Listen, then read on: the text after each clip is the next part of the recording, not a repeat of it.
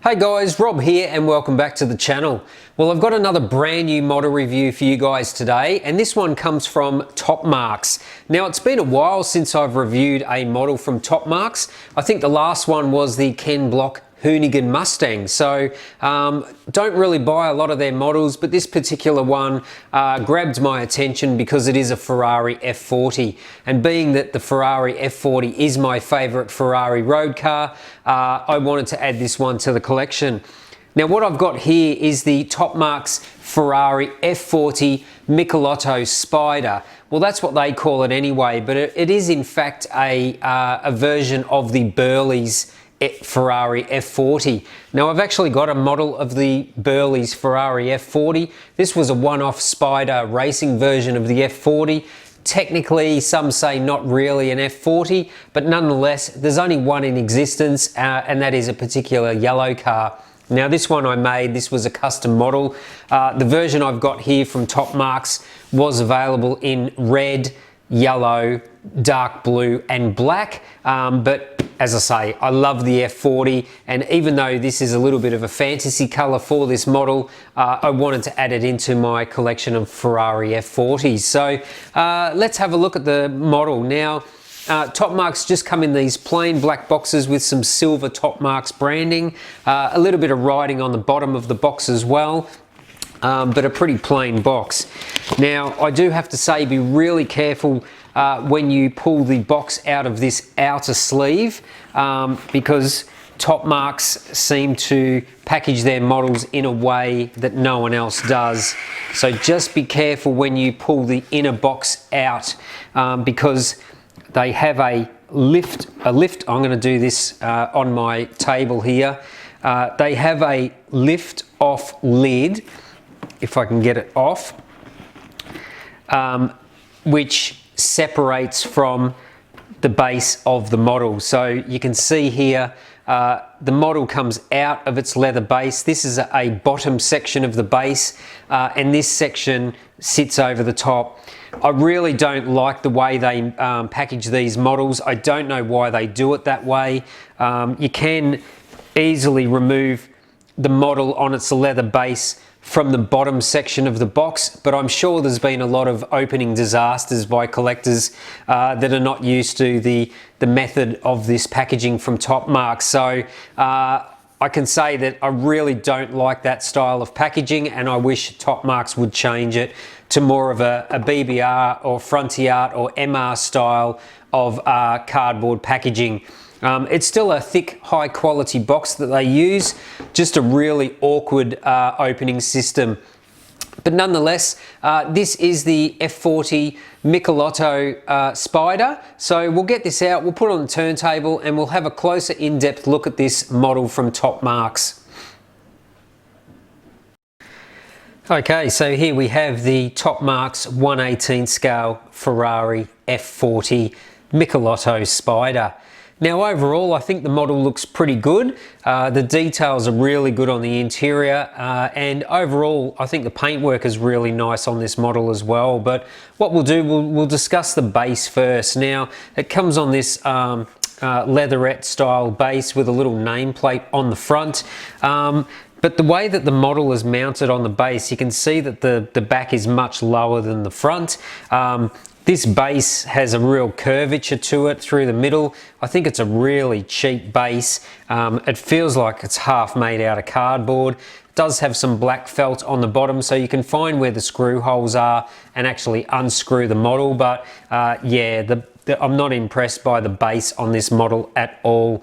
And as I say, the way it looks like the model is mounted this way, it's just screwed down a lot tighter on this end of the base. And it honestly, it just feels like it's half cardboard. So not real good marks for the base on this model, but I will unscrew this one and put it on my own better style base.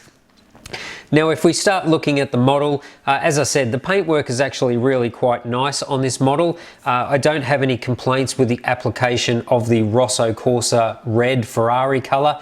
It really does look quite good. It's super glossy, looks really consistent. There's no inconsistent spots anywhere on the edges. I think they've done a pretty good job on the paint. Now let's start looking at the details. There is no carbon fibre decals on this model. It just has a big gloss black front splitter on here. It does have some nice little strut braces here onto the front splitter. It does have these matte black these are metal canards either side. And it does have a piece of photo etch mesh in the center part of the grille, but the little side ducts are just sealed metal mesh. Now I think they've done a reasonably good job on the headlights. The yellow version I have is the one that doesn't have headlights, so this one is the headlight version.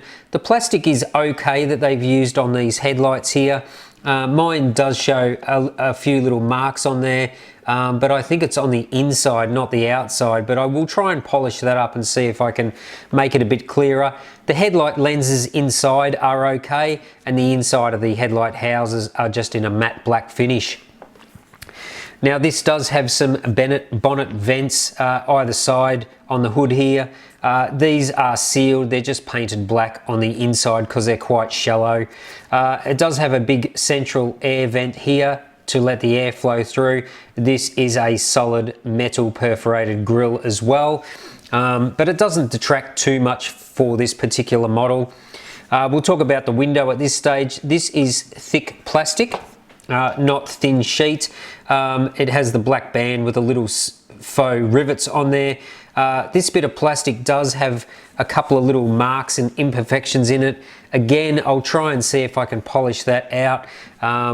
But yeah, the plastics are not super clear and perfect on this model, unfortunately. So the headlights and the front window are not as nice as they could be. They've done a reasonably good job on the mirrors. It does have nice reflective mirror behind to simulate the mirrors. If we move along to the side of the car, you can see the exhaust outlets here, which have this little silver shroud around them with the little bolt heads. Pretty good job on that.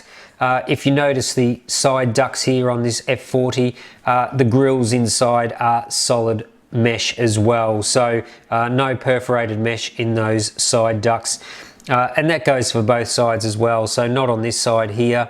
You do have a nice race style fuel filler here for the dry brake fuel system, and they've done a pretty good job on this gloss black roll cage as well.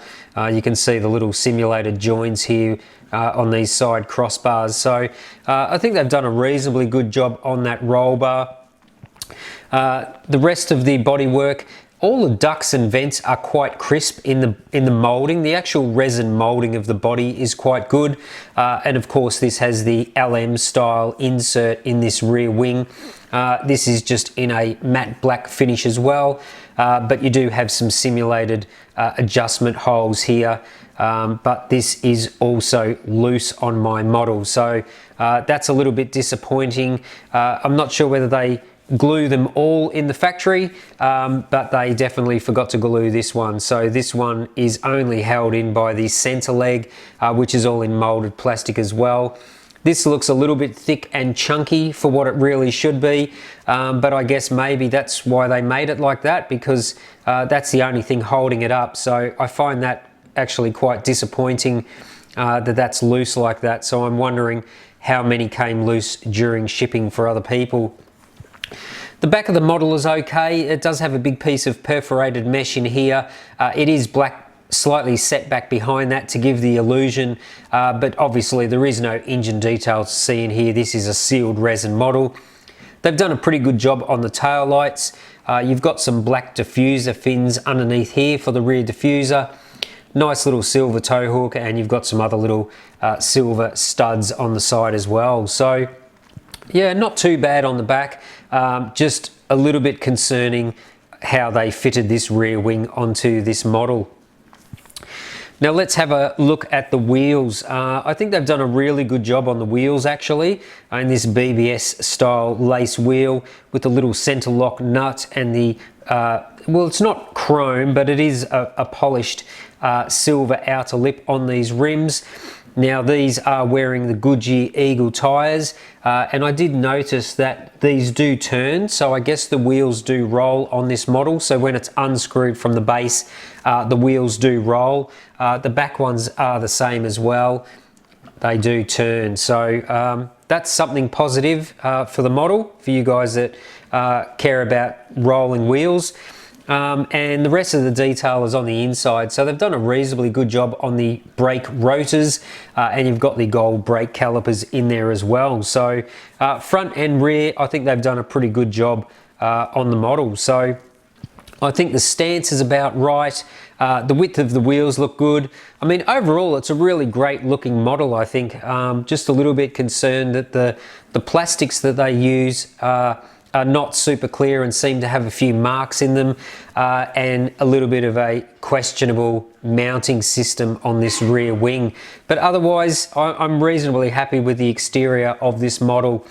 Now, I actually bought this one from a seller on eBay as I missed the initial release of these models, and this was around the $250 US for this model. So yes, it's not as expensive as a BBR or an MR model, but it does have some shortfalls as well. But as long as the paint is really good, it's got great wheels and great interior detail, I'm reasonably happy with the price of this model. Now, the next thing is the interior. Let's have a look at the interior. It's actually got quite a lot of detail in here, especially on the dashboard with all the switches, instrumentation, gauge cluster, steering wheel. Actually really quite good. I think they've done a good job on the interior. You can see the fire extinguisher bottle on the floor in the passenger side, and these Seatbelt seats are in a flocking material, which feel really nice. The Seatbelt logo's on there. And of course, you've got the Seatbelt racing harnesses in there as well.